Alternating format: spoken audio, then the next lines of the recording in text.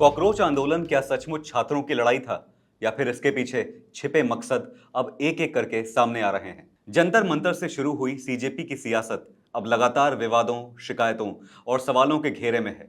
एक तरफ देश भर में कानून व्यवस्था और प्रदर्शन को लेकर बहस छिड़ी है, दूसरी तरफ सीजेपी के संस्थापक अभिजीत दीपके पर नए इल्जामों ने कॉकरोच संगठन के मकसद पर फिर सवाल खड़े कर दिए हैं। आखिर सीजेपी के खिलाफ लगातार शिकायतें क्यों सामने आ रही हैं? क्या ये महज आरोप हैं या जांच एजेंसियों के सामने खुल रही नई परतें?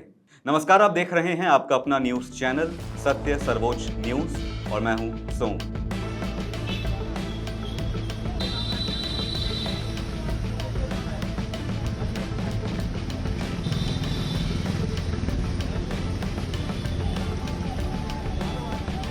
सर, मैंने सीजीपी पार्टी के जो फाउंडर है अभिजीत दीपके, उनके अगेंस्ट आज मैंने दिल्ली डीसीपी सर को रिटर्न कंप्लेंट फाइल करी है, क्योंकि मेरे ऊपर, मैं ऐसा इंसान हूं सर कि मैं खुद उस चीज़ का प्रूफ लेके आया हूं। मेरे ऊपर अभिजीत दीपके के लोगों ने अटैक किया, पुणे में मेरे ऊपर अटैक हुआ, औरंगाबाद में मेरे ऊपर अटैक हुआ। ऑलरेडी 2 केस उसके लिए फाइल हैं और मैं चाहता हूँ दिल्ली पुलिस इमीडिएटली अभिजीत दीपके को अरेस्ट करे। और सबसे बड़ी बात सर, दिल्ली पुलिस को, दिल्ली सीएम को हेड्स ऑफ है, जिन्होंने सोनम वांगचुक को सही टाइम पर डिटेन किया, जिसकी वजह से दिल्ली का माहौल ख़राब होने से बचा।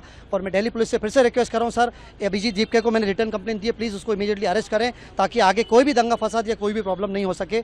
ये अपने फायदे के लिए सब कुछ कर रहा है और प्लीज़ सीजीबीटी पार्टी को सपोर्ट मत करिए। Thank you very much. Cockroach Janata party यानी सीजेपी के संस्थापक अभिजीत दीपके की मुश्किलें लगातार बढ़ती नजर आ रही हैं। अब social media influencer Faizan Ansari ने दिल्ली पुलिस के डीसीपी को लिखित शिकायत देकर अभिजीत दीपके के खिलाफ तत्काल कार्रवाई और गिरफ्तारी की मांग की है। फैजान अंसारी का आरोप है, अभिजीत दीपके के सहयोगियों ने उन पर पुणे और औरंगाबाद में हमला किया था। उन्होंने दावा किया कि इन दोनों घटनाओं से जुड़े मामले पहले से दर्ज हैं और उनके पास अपने इल्जामों के समर्थन में सबूत भी मौजूद हैं। अपनी शिकायत में फैजान अंसारी ने अभिजीत दीपके पर देश का माहौल खराब करने और समाज में तनाव फैलाने जैसे गंभीर आरोप लगाए हैं। उन्होंने पुलिस से मांग की है कि शिकायत के आधार पर तुरंत एफआईआर दर्ज कर कानूनी कार्रवाई शुरू की जाए।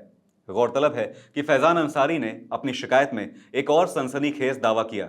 उन्होंने आरोप लगाया कि जंतर मंतर पर हुए प्रदर्शन में कुछ बॉलीवुड हस्तियों को पैसे देकर बुलाया गया था।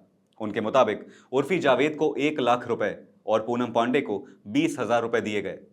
हालांकि इन आरोपों की अभी तक किसी स्वतंत्र एजेंसी ने पुष्टि नहीं की है और न ही संबंधित पक्षों की ओर से कोई आधिकारिक प्रतिक्रिया सामने आई है। वहीं फैजान अंसारी ने यह भी कहा कि अभिजीत दीपके निजी हितों के लिए काम कर रहे हैं।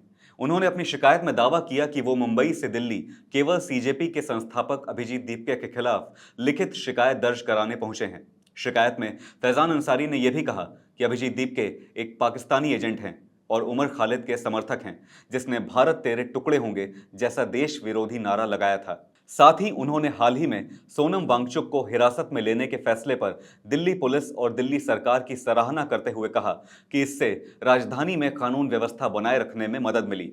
गौरतलब है कि यह पहली बार नहीं है जब सीजेपी सवालों के घेरे में आई हो। इससे पहले सूरत के आरटीआई कार्यकर्ता अमित तिवारी ने भी अभिजीत दीपके और उनके परिवार की आर्थिक पृष्ठभूमि को लेकर जांच की मांग उठाई थी। उन्होंने सवाल किया था कि एक जूनियर इंजीनियर रहे भगवान राव दीपके की आय से उनके बेटे की अमेरिका में उच्च शिक्षा का खर्च कैसे वहन किया गया।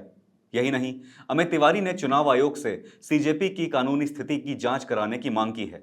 साथ ही केंद्रीय अप्रत्यक्ष कर एवं सीमा शुल्क बोर्ड यानी सीबीआईसी से राज्यसभा सांसद कपिल सिब्बल द्वारा घोषित 1 करोड़ रुपए की सहायता राशि पर संभावित करदेयता की जांच की भी मांग की गई है। इन सभी शिकायतों के बीच सीजेपी की फंडिंग, संगठन की पारदर्शिता और उसके आंदोलन के मकसद को लेकर बहस तेज हो गई है। हालांकि यह स्पष्ट करना जरूरी है कि फैजान अंसारी और अमित तिवारी द्वारा लगाए गए सभी आरोप फिलहाल शिकायतों का हिस्सा हैं। इनकी पुष्टि जांच पूरी होने के बाद ही हो सकेगी। अब सभी की नजर दिल्ली पुलिस की अगली कार्रवाई पर है, क्योंकि लगातार सामने आ रही शिकायतों ने सीजेपी और उसके संस्थापक अभिजीत दीपके को एक बार फिर कानूनी और राजनीतिक बहस के केंद्र में ला खड़ा किया है। आपकी इस मामले पर क्या राय है, हमें जरूर बताइएगा। फिलहाल इस खबर पर इतना ही। देश और दुनिया की बड़ी और अहम खबरों के लिए बने रहिए सत्य सर्वोच्च के साथ। लाइक, कमेंट और शेयर करना ना भूलें। अपना ध्यान रखें। धन्यवाद। जय हिंद।